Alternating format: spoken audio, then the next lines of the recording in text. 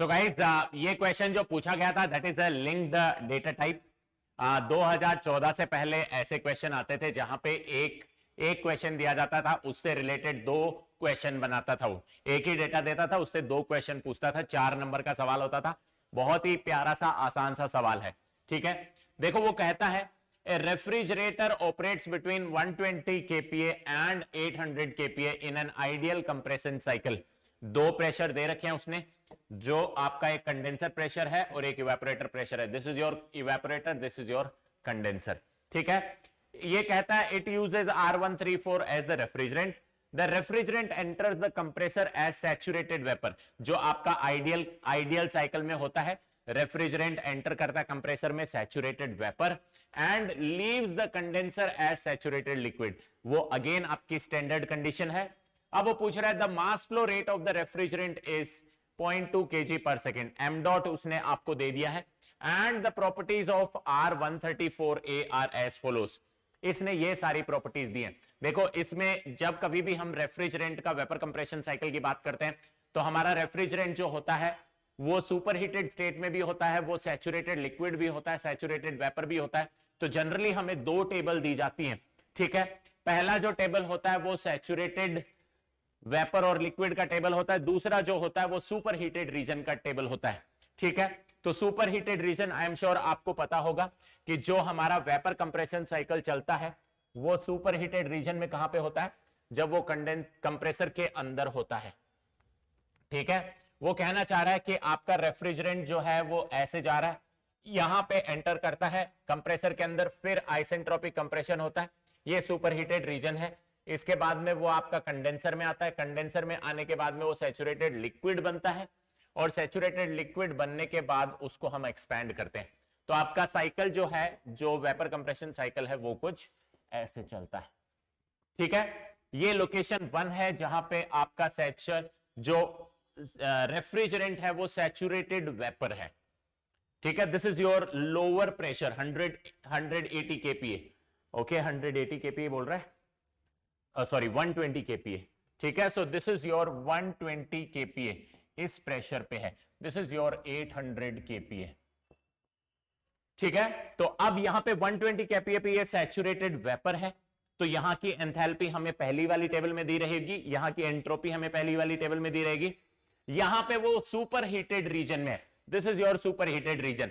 तो इस super heated reason की जितनी भी प्रॉपर्टीज होंगी वो हमें टेबल 2 में देगा, जो कि ये सुपर हीटेड टेबल होती है। देखो यहां पे लिखा है सुपर हीटेड वेपर्स, और यहां पे क्या टेम्परेचर है, क्या प्रेशर है, उस पे क्या एंथैल्पी है, वो ये बोल रहा है। देखो 800 kPa पे वो बोल रहा है अगर 400 डिग्री सेंटीग्रेड आपका टेम्परेचर है तो इसकी एंथैल्पी है 276.45। ठीक है, ये इसकी एंथैल्पी है, ये इसकी एंट्रोपी है। समझ में आ गया? तो अब अगर आप देखना चाहो यस, अगर आप देखना चाहो तो उसने आपको एंथैल्पी दे दी है इस वाली लोकेशन पे, दिस इज योर लोकेशन 2। ठीक है, उसके बाद में वो कंडेंसर में जाएगा, कंडेंसर में जाएगा तो कंडेंस होगा, उसका टेम्परेचर कम होगा, टेम्परेचर कम होने के बाद में यहां पे सैचुरेटेड रीजन में आएगा, फिर वो यहां पे सैचुरेटेड लिक्विड बन जाएगा। ठीक है, सैचुरेटेड लिक्विड बनने के बाद हम इसको एक्सपैंड करते हैं, तो ये हमारी लोकेशन 3 होती है, ये हमारी लोकेशन 4 होती है। अब उसने दो लिंक्ड डेटा क्वेश्चन दिए हैं। सबसे पहले वो पूछ रहा है the rate at which heat is extracted in kilojoule per second from the refrigerated space.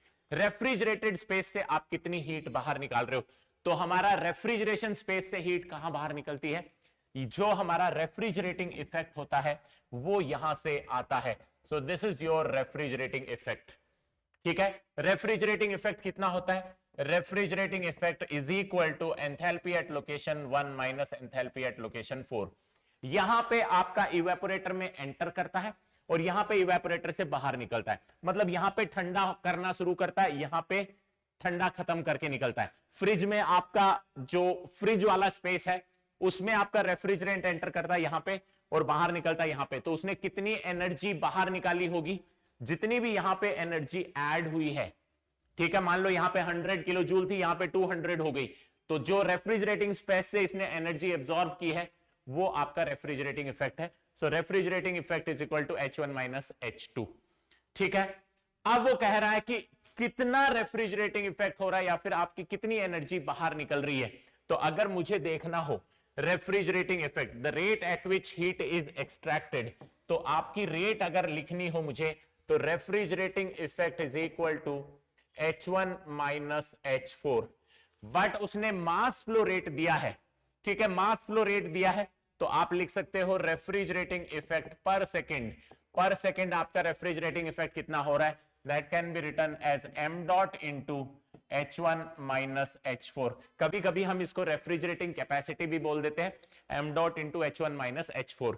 ये जो वैल्यू आएगी this will be in kilo joule पर केजी, क्योंकि ये एंथैल्पी का चेंज है, ठीक है, this will be your kilo joule पर केजी, बट ये जो वैल्यू आएगी this will be your kilo joule पर सेकेंड या फिर किलोवाट, ठीक है। तो वो बोल रहा है what is the refrigerating effect और how much energy is extracted from the refrigeration space per second, ठीक है। तो यहां पे हम वैल्यू लिख देंगे, so refrigerating effect per second this is equal to m dot उसने दिया है 0.2 kg पर सेकेंड, ओके, देखो यहां पे उसने लिखा है 0.2 kg per second m dot. उसके बाद में आपका H1 और H4, H1 की एंथैल्पी क्या होगी, H1 लोअर वाला प्रेशर है मतलब 120 kPa, और 1 पे आपका वेपर जो रेफ्रिजरेंट है वो वेपर फॉर्म में है, तो 120 kPa पे आपका enthalpy of vapour Hg, this is your Hg, so this is your 237 क्या हो जाएगा, दिस बिकम्स योर H1। समझ में आ रहा है, देख रहा है, सबको दिख रहा है, यहां पे क्लियर है। ये एंथैल्पी H1 पे क्या होगी, ये गैस का लाइन होता है, दिस इज गैस लाइन, ये आपका फ्लूइड वाला लाइन होता है जहां पे लिक्विड होता है, जो F लिखते हैं, इधर की साइड हम सबस्क्रिप्ट F लिखते हैं, इधर की साइड हम सबस्क्रिप्ट G लिखते हैं। सो यहां पे आपका Hg होगा, यहां पे आपका H1 होगा, ठीक है, HF होगा, ठीक है। तो H1 हमें पता चल गया, अब हमें पता करना है H1 माइनस H4 लिखा है, H4 हमें पता नहीं है, बट हमें यह पता है कि जो प्रोसेस 3 to 4 होता है, जो प्रोसेस 3 to 4 होता है उस पे एंथैल्पी जो होती है वो कांस्टेंट होती है, बिकॉज ये एक्सपेंशन का प्रोसेस है, और इस एक्सपेंशन के प्रोसेस में आइसेंथैल्पिक प्रोसेस होता है। ये जो प्रोसेस होता है दिस इज योर आइसेंथैल्पिक, इसका मतलब इसकी एंथैल्पी कांस्टेंट रहती है। अगर ये आइसेंथैल्पिक प्रोसेस है इसका मतलब एंथैल्पी कांस्टेंट रहेगा, और अगर एंथैल्पी कांस्टेंट रहेगा तो क्या मैं लिख सकता हूं H3 will be equal to H4। So मुझे H1 माइनस H4 निकालना है, H1 मुझे पता है, H4 H3 के बराबर हो गया, तो अब मुझे देखना है H3 क्या है। तो H3 क्या है, H3 is at 800 kPa, this is your HF fluid. यहां पे G इस वाली लाइन में, यहां से इधर की साइड में लिखते हैं हम G, इधर की साइड में लिखते हैं हम F, ठीक है। तो यहां पे HF एट 800 kPa, 800 kPa पे आपका HF कितना है, this is your 800 kPa, your HF is 95.5, ठीक है। तो यहां से हमें पता चल गया आपका एंथैल्पी H3 जो है, एंथैल्पी H3 जो है this is your 95.5 kilo joule पर केजी, ठीक है। अब अगर ये डेटा आपको समझ में आ गया तो अब आप आराम से यहां पे रेफ्रिजरेटिंग इफेक्ट निकाल सकते हो। So this will be equal to 0.2 multiplied by 95.5, ये तो दूसरा वाला डेटा था, ठीक है, 95.5 ये दूसरा वाला डेटा था, और H1 जो है, H1 is your 237, okay, so this will become 237, okay, so 237 minus 95, this will become roughly 142 multiplied by 0.2, ठीक है, 28 के आसपास आ जाएगा, जो आपका आंसर है that is 28.3, okay, so this value will come out to be, refrigerating effect will come out to be 28.3 kilowatt, okay, और यही हमारा आंसर हो जाएगा। Is it clear?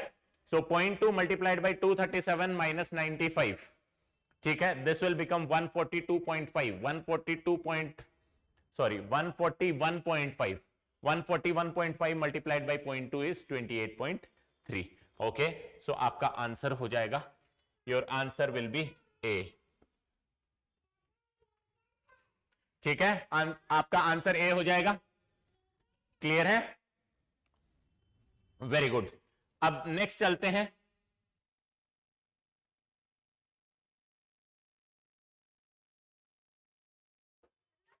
Next he is asking the power required for compressor in kilowatt.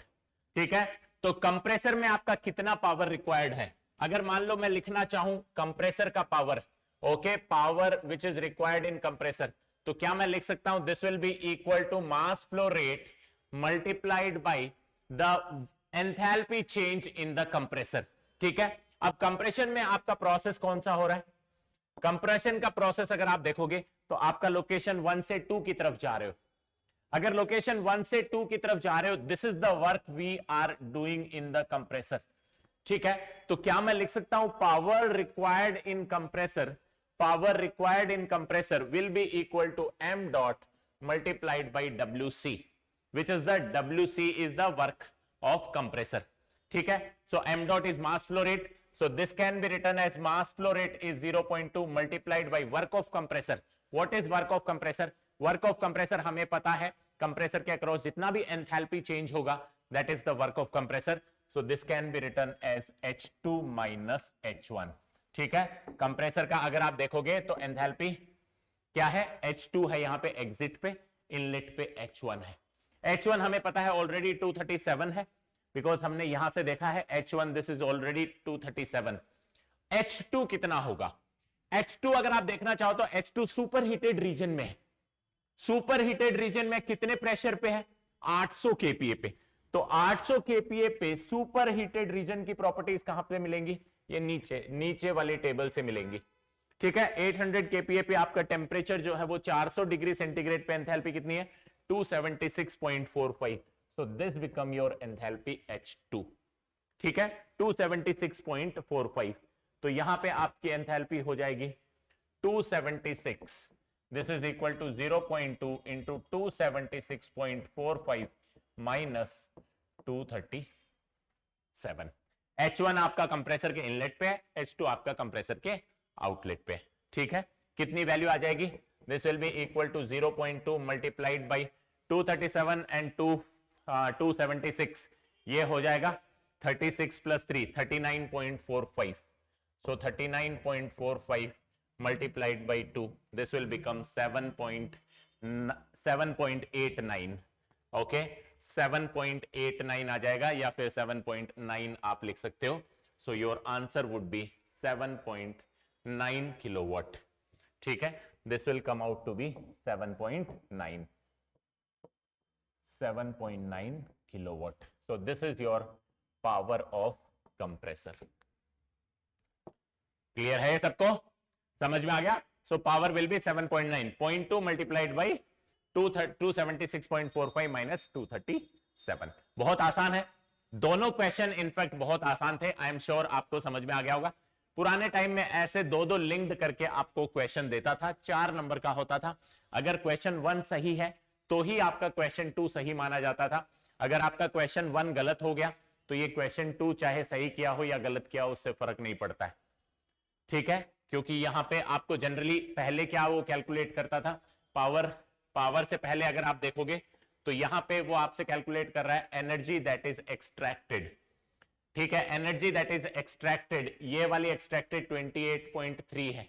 ठीक है, ये आपने सही कर दिया. तो रेफ्रिजरेटिंग इफेक्ट जो है वो 28.3 है. और उसके बाद में बाहर आप क्या यूज करोगे या फिर क्यूआर कितना फेंकोगे, अगर यही आपने गलत निकाला होता तो आपका Q2 चेक ही नहीं होता.